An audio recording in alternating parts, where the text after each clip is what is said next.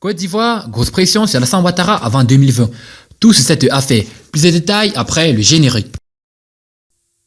Avant de commencer, n'oubliez pas de vous abonner et d'activer la cloche de notification, car cela va vous permettre de ne plus manquer les prochaines vidéos.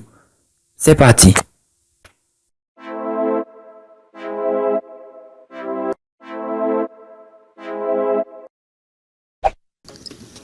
Désiré Douati, présidente de l'Association des femmes et familles des détenus d'opinion de Côte d'Ivoire, en abrégé AFDO-CI, est monté au créneau pour demander la libération des détenus civils et militaires encore en prison malgré l'ordonnance d'amnistie prise par le chef de l'État Alassane Ouattara le 6 août 2018.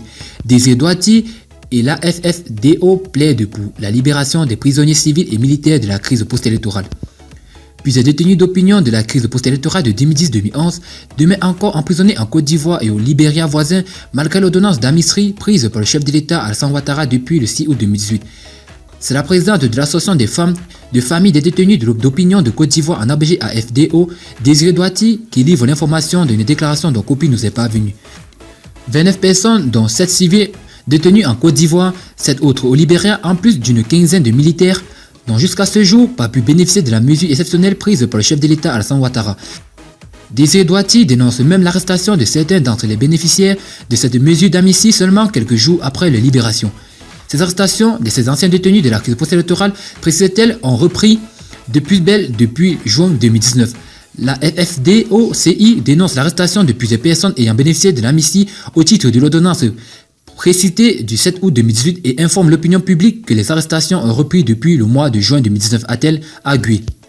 Sans exhorter le chef de l'État Alassane Ouattara à bien vouloir porter un regard salvateur sur ces détenus ivoiriens, la crise post-électorale de 2010-2011 dont le droit à l'accès aux soins de santé est complètement foulé aux pieds dans les différents lieux de détention. La FFDO-CI dit également condamner les violations du droit à la libre expression et du droit de manifester dont se sont rendus acteurs les autorités en interdisant les différents meetings de l'opposition, sans compter les interpellations de plusieurs cadres de l'opposition ivoirienne dont récemment des proches de Guillaume Soro et l'emprisonnement de Jacques Mangwa, cadre du PDCI.